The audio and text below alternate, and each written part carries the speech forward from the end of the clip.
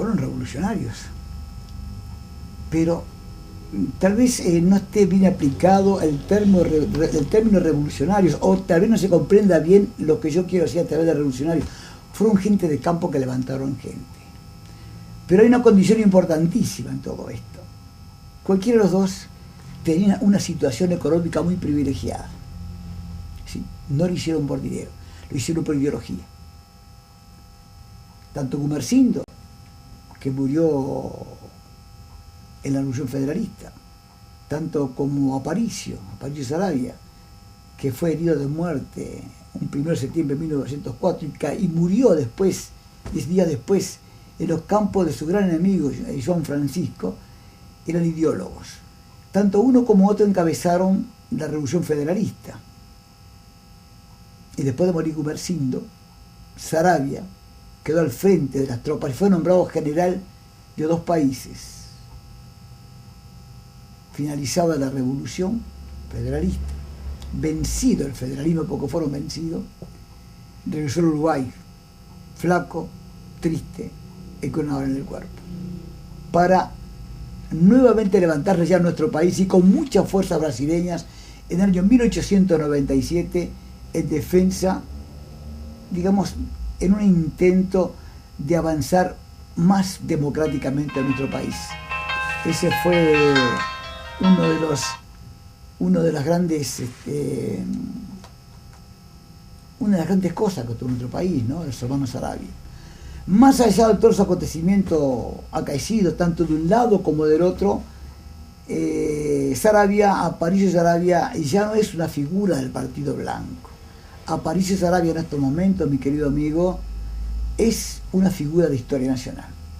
Como lo es también don José Valle de Ordóñez, que perteneció al Partido Colorado.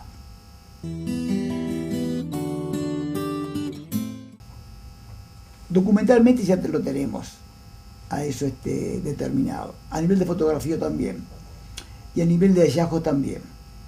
Bueno, Mazoyer fue la última gran batalla entre hermanos, murió más de 2.000 personas, no sabemos la cantidad de heridos, fue catastrófico.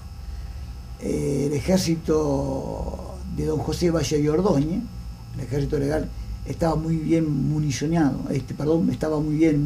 tenía muy buen armamento, y ya habían estandarizado el armamento a un calibre 7 milímetros, mientras el ejército revolucionario de Aparicio Saravia tenía una gran diferencia de armamento, que fue lo que, de haberse, en mi opinión, humilde opinión, de no haber sido herido Aparicio,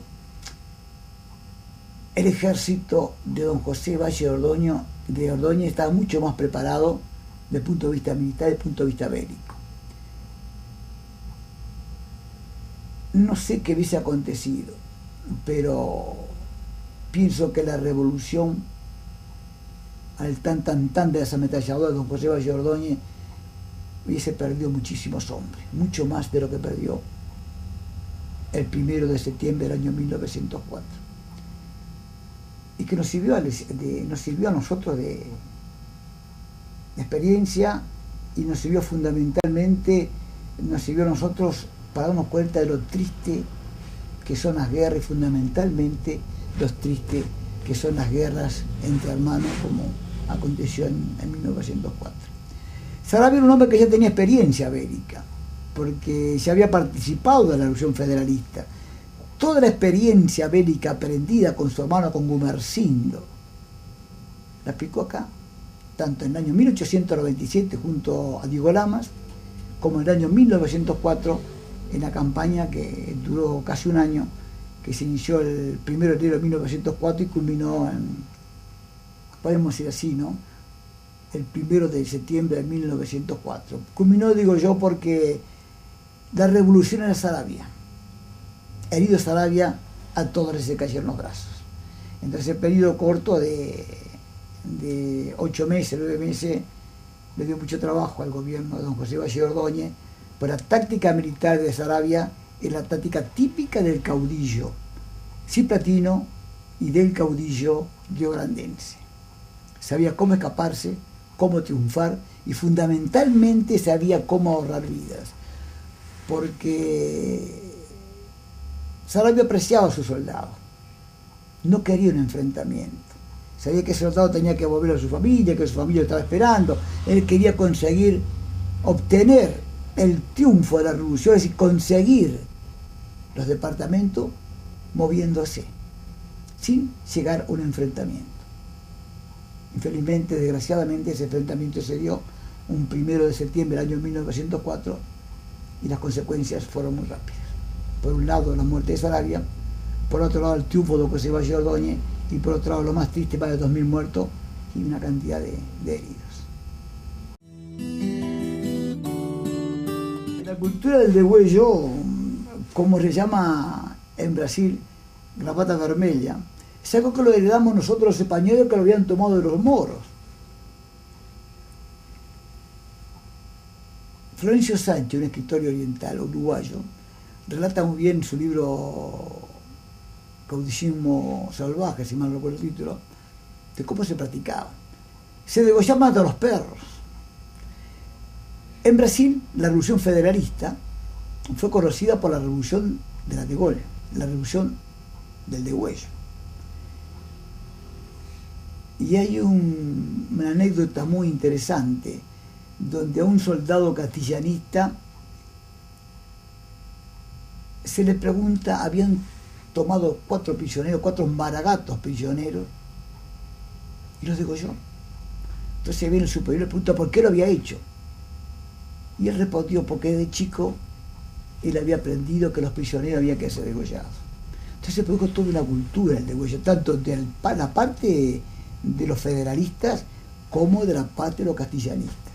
Y el ejemplo más bárbaro lo tenemos, la decapitación de Gumersindo Sarabia, donde la tradición dice, donde el folclore, donde el cuento dice que se le cortó la cabeza para llevar a Julio de Castillo. No sabemos si es cierto o no es cierto eso. Lo cierto es decir que desapareció su cabeza. Entonces fue algo que hasta 1923 en Brasil se produjo lo que podemos llamar la cultura del degüello. Prisionero, y tenemos sin mencionar a nadie, tenemos una tradición histórica que en un momento determinado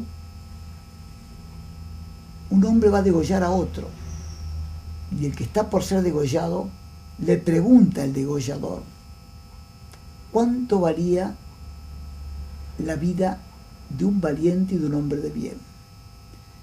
Y el degollador, antes de degollarlo, le contesta: de un hombre valiente sí, pero de bien no.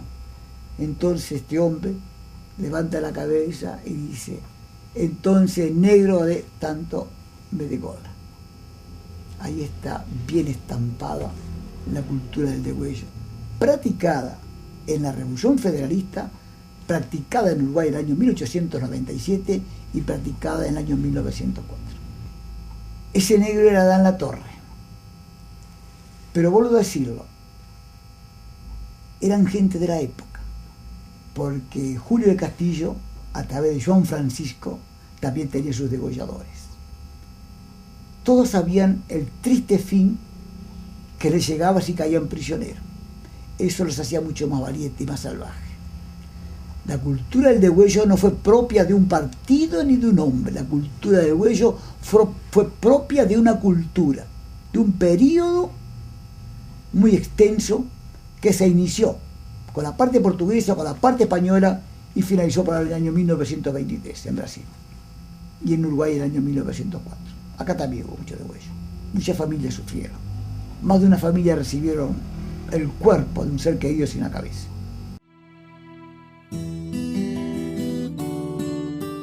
Yo pienso que mucho más que eso. Es un ser que tiene la capacidad de comprender mucho más la cultura de otro pueblo que no está cerca de la frontera. Es un ser integrador, es un ser futurista, es un ser que copia cosas buenas. Entonces, ser fronterizo es una persona que lleva el estandarte, lleva la bandera de un país, no solamente en el caso nuestro, sino en todas partes del mundo, pero fundamentalmente en el nuestro, porque acá, en Rivera, en la frontera norte de la orientalidad, señores, nosotros tenemos la única plaza internacional entre dos países, creada entre dos pueblos hermanos, entre dos países, en un momento en que toda Europa se estaba matando. En ese momento, Uruguay, Brasil, Uruguay, para fortalecer más los lazos de integración, crea la Plaza Internacional. Es un orgullo para todos, sobre todo para nosotros, ser fronterizo, tanto al lado riverense como al lado de Santana do Livramento.